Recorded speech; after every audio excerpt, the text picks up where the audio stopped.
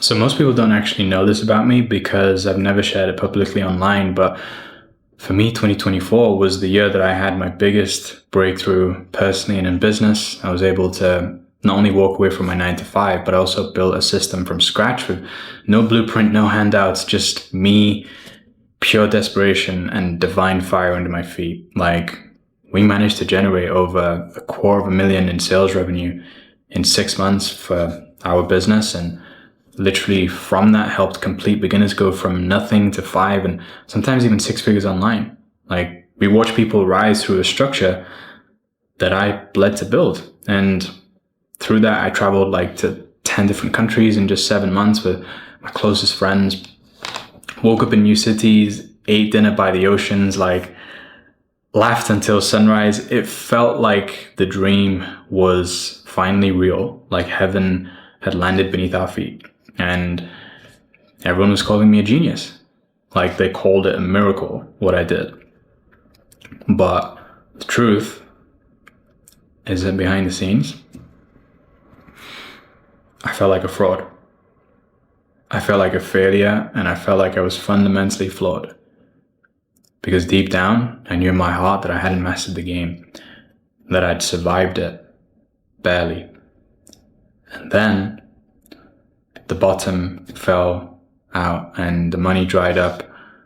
The ads stopped converting. It was like over 6 figures poured into the business that brought in just leads, no sales, and it felt like there was a hollow echo. And the worst part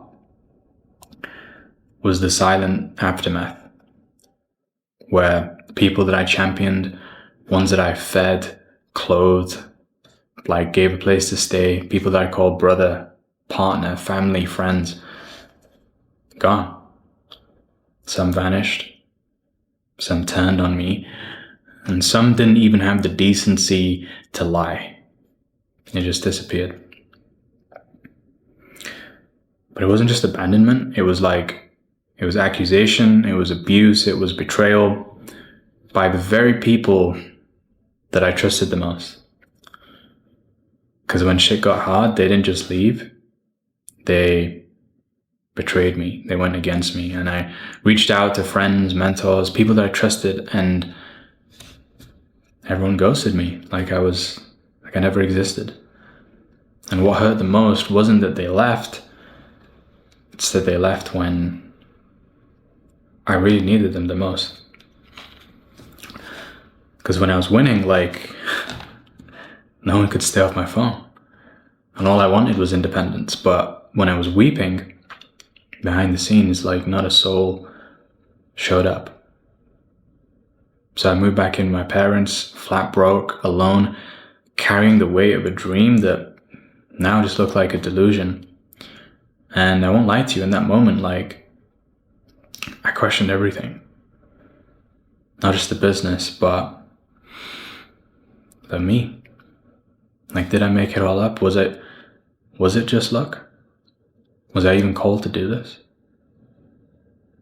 And then in that moment, I remembered the story we all know, the story of Prophet Joseph, who was betrayed by blood, thrown in a pit, sold for silver, forgotten in a prison, and just left behind by someone that he actually helped.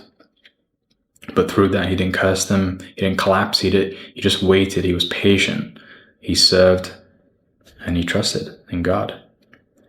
And I realized in that moment that this experience for me, like, it wasn't punishment, it was preparation. God wasn't rejecting me, he was revealing them, and that they weren't the ones to go into this next season with me. He had me in a pit, but he was positioning me for a palace. And so I sat there, broke, abandoned, ashamed, and I said something out loud. And I said something out loud that I never said in a long time. I said, if this is from you, God, then I trust you. And that night, in the silence, with no one was watching, God whispered something to me, not with a voice, but more with that undeniable weight in your chest that you just can't explain.